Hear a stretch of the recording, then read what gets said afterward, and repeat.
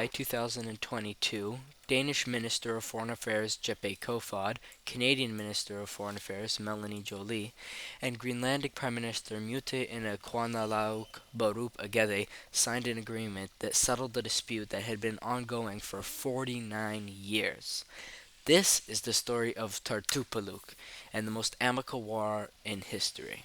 Since Canada became a nation in 1867, it has only ever bordered one country, the United States. However, this is no longer true. See, if you zoom in very far north in the Nares Strait between Ellesmere Island and Greenland, you'll find a small slab of rock that's perfectly in between the two. This slab of rock is the island of Tartupaluk, and this is the story of how Canada borders a second nation.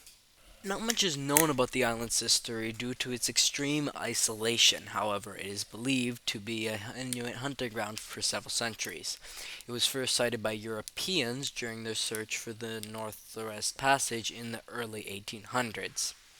In 1933, the World Court determined that Greenland was a part of Denmark, and by proxy all the surrounding islands. However, Canada claimed that they owned the island due to the 1880 transfer of the Hudson's Bay Company, which supposedly included this island.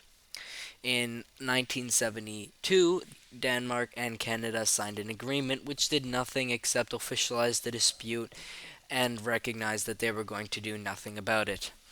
However, this man, Uffe Ellemann Jensen, went to the island after signing an agreement in 1983, which clarified the borders of the water surrounding the island.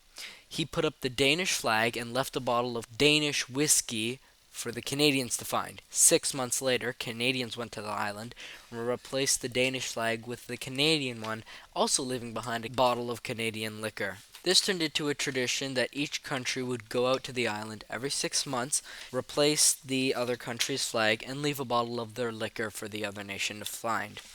However, this all changed in 2022, when on June 14th, the Danish Minister of Foreign Affairs Jeppe Kofod, Canadian Minister of Foreign Affairs Melanie Joly, and Greenlandic Prime Minister Mute Inakhuanalauk Barupe Agede signed an agreement to divide the island down the middle between the two nations.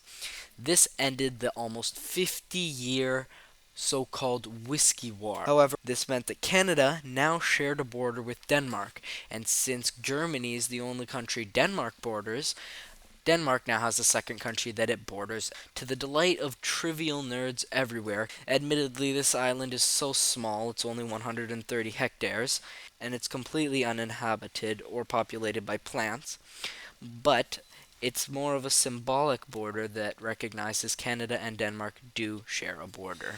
This was a super fun episode to produce. I hope you guys enjoyed it. Thank you so much for watching. Make sure to subscribe and comment down below, and I will see you guys in the next video. Peace!